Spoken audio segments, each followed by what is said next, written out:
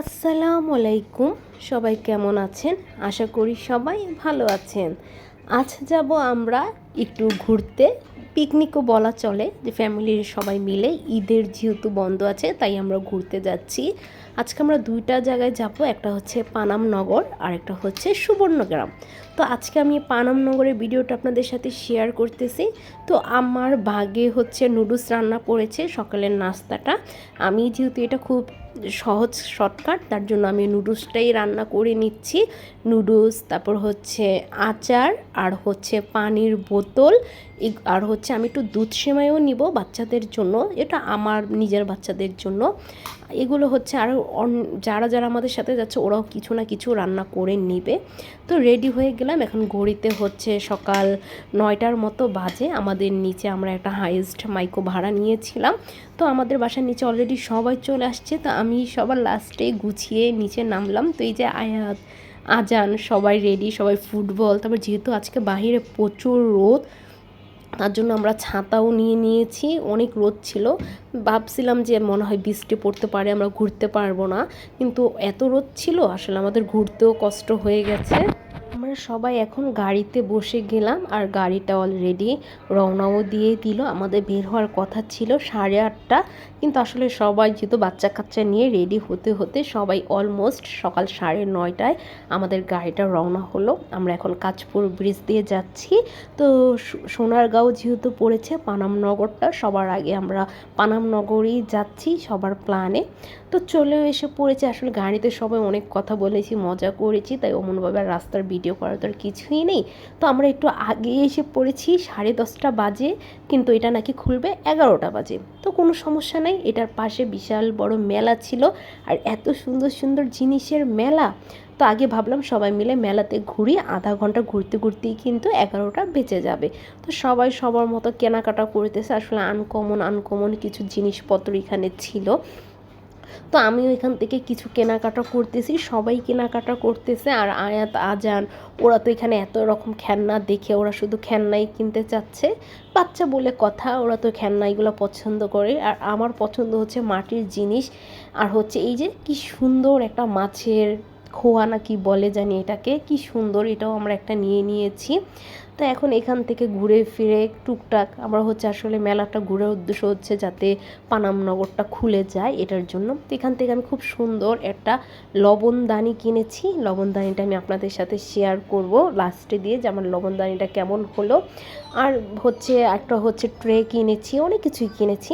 তো বলতে বলতে কিন্তু ঘুরতে ঘুরতে 11টা বেজে গেছে, আর আমাদের হচ্ছে এই পানামনগরটাও খুলে গেছে।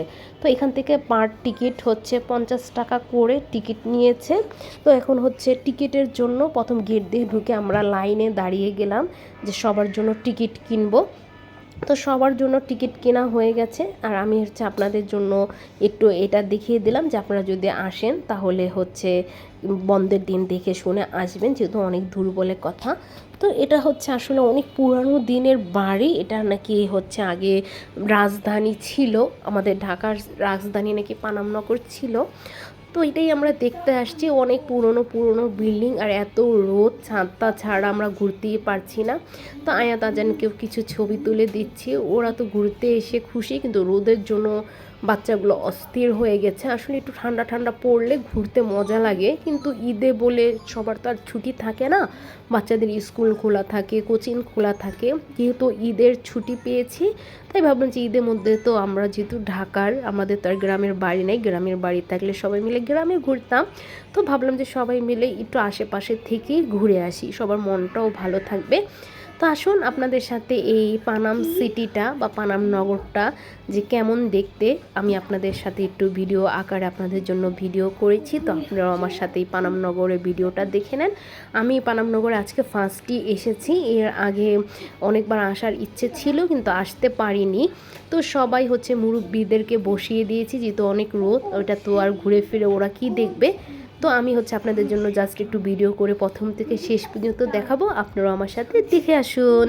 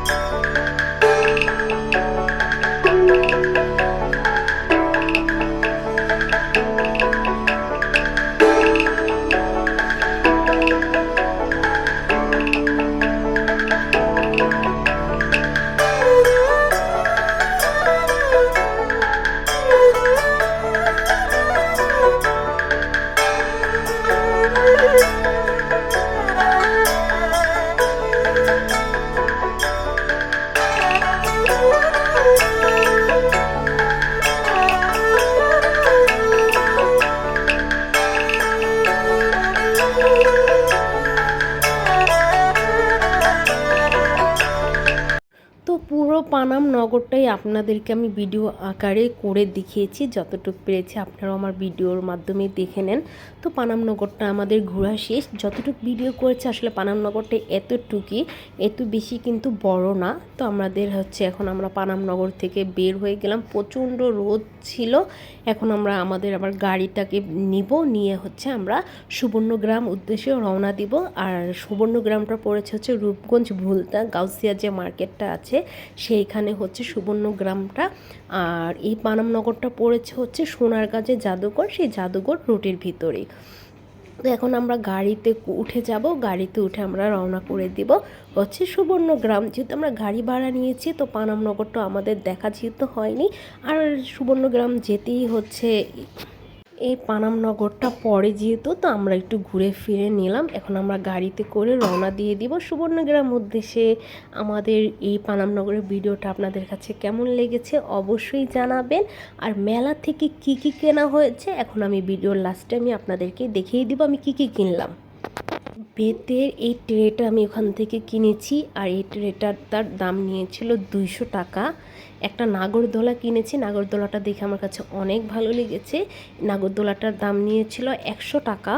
একটা লবণের বাটি কিনেছি, মাটির লবণের বাটিটা দেখতে খুবই ভালো লেগেছে। এই লবণের বাটিটার দামও নিয়েছিল 100 টাকা। এখন একটা হাতের কারুকাজের হাত পাখা কিনেছি, হাত পাখাটার দাম ছিল 120 টাকা। বাচ্চার জন্য একটা টুপি কিনেছি, টুপিটার দামও ছিল 100 টাকা। এগুলোই আমাদের কেনাকাটা।